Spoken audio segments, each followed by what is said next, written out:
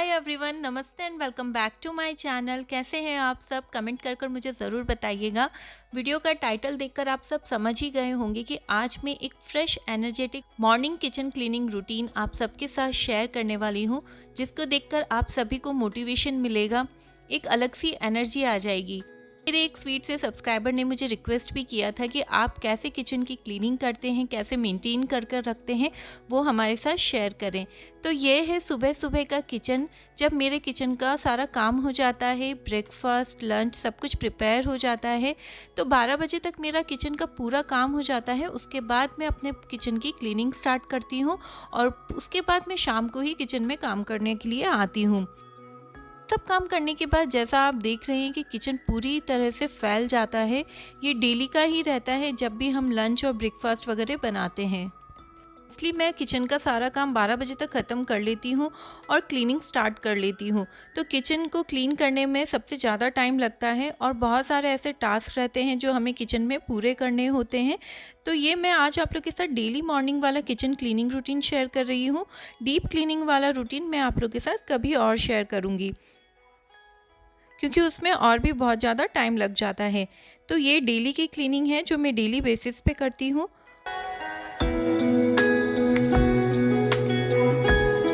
Top पे जो भी एक्स्ट्रा चीज़ें रखी है उन्हें मैं सबसे पहले हटा लूँगी। दूध मैंने गर्म करके रख दिया है और वो नॉर्मल टेम्परेचर पर आ गया, तो मैं उसे फ्रिज में स्टोर कर रख दूँगी। और उसके अलावा जो भी एक्स्ट्रा चीज़ें हैं उन्हें सबको मैं अपनी अपनी जगह पर रख दूँगी और एक कपड़े से अच्छे से उन्हें क्लीन करती जाऊँगी और सारी चीज़ों को अपनी अपनी जगह पर रखती जाऊँगी। उसके बाद जो भी एक्स्ट्रा बर्तन हैं उन सभी को मैं इकट्ठा कर लूँगी और सिंक में रख दूँगी। जो भी बड़े बर्तन में जो भी एक्स्ट्रा खाना बच जाता है उन्हें मैं छोटे बर्तनों में ट्रांसफ़र कर लूँगी, या फिर आप किसी भी तरह के छोटे बर्तन या फिर एयर टाइट कंटेनर में फूड को स्टोर करके फ्रिज में आराम से रख सकते हैं। तो पहले बड़े बर्तनों को खाली करने से क्या होता है कि बड़े बर्तन भी हमारे सारे बर्तनों के साथ में धुल जाएंगे और जब भी हमें फिर से इन बर्तनों को यूज़ करना होता है तो बहुत ही ईजी हो जाता है हमारे लिए। अब जो भी धुलने वाले बर्तन हैं सभी को मैं सिंक में रख दूँगी।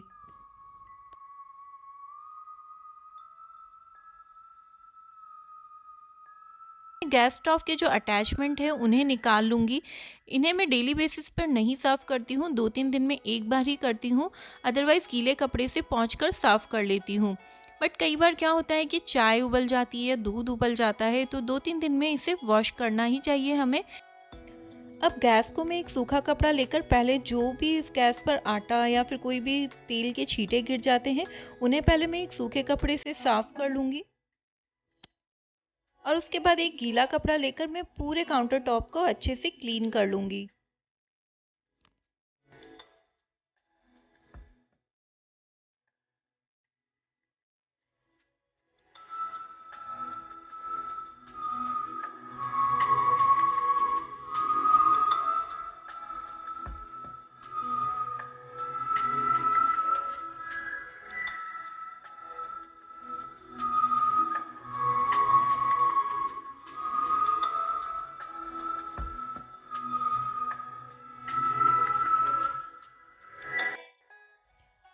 तो जब भी हम किचन में काम करते हैं कुछ एक्स्ट्रा चीज़ों के पैकेट होते हैं जिन्हें हम कभी कभी ओपन करते हैं। तो यहाँ पर आज मैंने हल्दी और मिर्ची का पैकेट ओपन किया था, तो उन्हें मैं इस तरह से स्टील के कंटेनर्स में स्टोर करके रख दूँगी।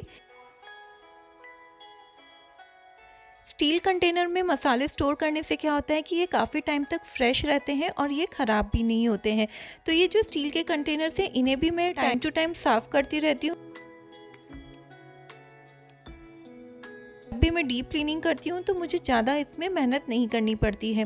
तो इस तरह से मैं दोनों ही डब्बों में दोनों ही मसालों को भर लूँगी और उसके बाद इन दोनों डब्बों को अपनी अपनी जगह पर रख दूँगी।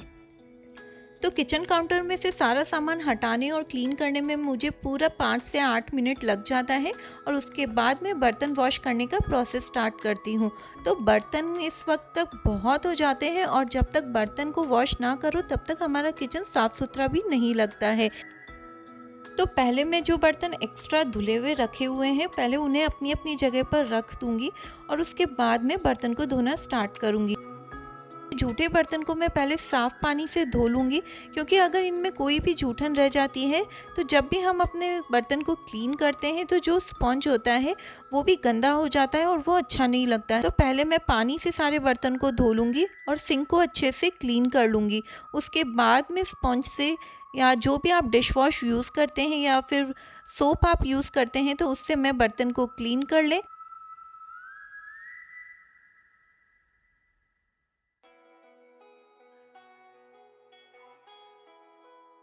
तो सभी बर्तन को अच्छे से क्लीन कर धोने के बाद में मैं इन सभी बर्तनों को फिर से इस तरह से स्टोर कर लूँगी। जो भी बड़े बर्तन हैं उन्हें मैं ऊपर की साइड में रखूँगी और जो भी छोटे बर्तन हैं वो उन्हें मैं नीचे की साइड में रखूँगी। तो इस तरह से बर्तन बहुत ही अच्छे से स्टोर हो जाते हैं।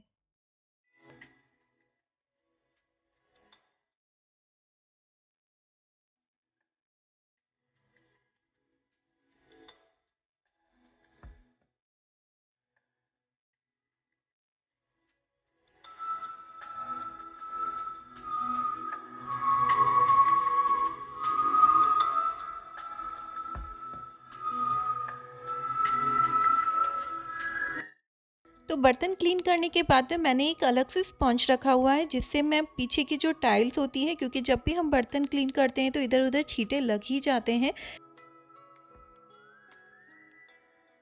तो पहले मैं स्पंज से पूरे सिंक को अच्छे से क्लीन कर लूँगी, पीछे टाइल्स को अच्छे से क्लीन कर लूँगी और उसके बाद एक बार सिंक को अच्छे से वॉश कर लूँगी। अब बर्तन धुल लेने के बाद में मैं अब स्टोव को अच्छे से साफ़ कर लूँगी। पूरे स्टोव को मैं अच्छे से सोप से क्लीन कर लूँगी, जिससे कि स्टोव पर किसी भी तरह के दाग धब्बे या चिकनाहट होगी वो अच्छे से क्लीन हो जाए। और उसके बाद जो पीछे के जो टाइल्स रहते हैं उन पर भी खाना बनाते वक्त काफ़ी छींटे लग जाते हैं और काफ़ी ग्रीसी हो जाता है, तो उन्हें भी मैं अच्छे से क्लीन कर लूँगी। तो पहले मैं यहाँ पर सोप से अच्छे से उसे स्क्रब कर लूँगी और उसके बाद में मैं एक गीला कपड़ा लेकर उसे अच्छे से साफ़ कर लूँगी। तो इस तरह से अगर हम डेली अपने टाइल्स को और गैस को क्लीन करते रहते हैं तो ये गंदे भी नहीं होते हैं और काफ़ी साफ़ सुथरे दिखते हैं।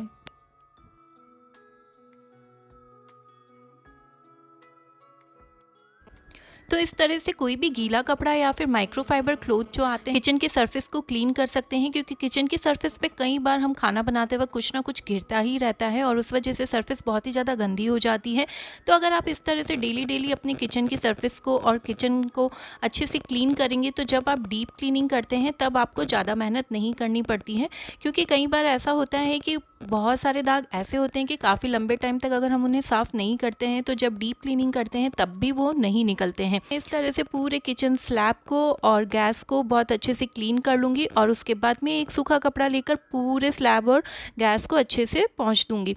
उसके बाद में मैं यहाँ पर ये जो कुछ स्विचेस हैं, क्योंकि इन पर भी कई बार मिक्सर वगैरह चलाते वक्त गंदे हाथ लग जाते हैं, तो ये भी बहुत ज़्यादा गंदे हो जाते हैं और इन पर भी कई बार तेल के हाथ लग जाते हैं, तो इन्हें भी मैं एक गीला कपड़ा लेकर क्लीन कर लूँगी। तो ये बहुत ही अच्छी ट्रिक है। अगर इस तरह से आप 40 to 50 मिनट्स लगाकर अपने किचन को क्लीन कर लें तो आपको डीप क्लीनिंग की ज़रूरत ही नहीं पड़ेगी। किचन का मेरा ऑलमोस्ट सारा काम हो चुका है। मैंने सिंक एरिया अच्छे से क्लीन कर दिया है, सारा स्लैब क्लीन कर दिया है, जो भी किचन के आइटम्स है उन्हें अच्छे से क्लीन कर दिया है। अब उसके बाद में मैं ये जो किचन कैबिनेट्स होते हैं इन पर भी कई बार जल्दी में खाना बनाते वक्त गंदे हाथ लग ही जाते हैं, तो उन्हें भी मैं इस तरह से एक गीला कपड़ा लूँगी और सारे कैबिनेट्स को और उनके हैंडल्स को साफ़ कर लूँगी।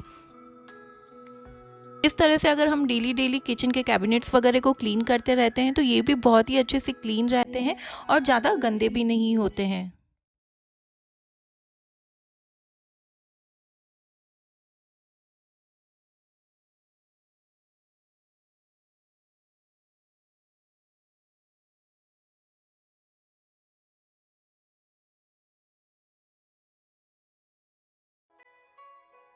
किचन का हाइजीनिक होना बहुत ज़रूरी होता है, क्योंकि हमारा डेली का खाना इसमें बनता है और अगर किचन आपका गंदा होता है तो आपको भी अच्छा नहीं लगता है। अब लास्ट में जब मेरा पूरा किचन अच्छे से क्लीन हो जाएगा उसके बाद में किचन की फ्लोर पर काफ़ी कचरा हो जाता है, तो मैं यहाँ पर एक बार झाड़ू लगा दूँगी, पूरे किचन को अच्छे से क्लीन कर दूँगी और उसके बाद लास्ट में मैं किचन में पोंछा लगा दूँगी। और पोंछे में हो सके तो आप कई बार थोड़ा सा सर्फ डाल सकते हैं, जिससे कि किचन में टाइल्स पर जो कई बार छींटे लग जाते हैं खाना बनाते वक्त, तो उनकी जो चिकनाहट है वो बहुत ही अच्छे से साफ़ हो जाती है। मैंने एक किचन क्लीनर बनाया हुआ है, वो मैं पूरी सरफेस पे अच्छे से स्प्रे कर दूंगी और पूरी सरफेस को लास्ट में इससे अच्छे से क्लीन कर लूँगी।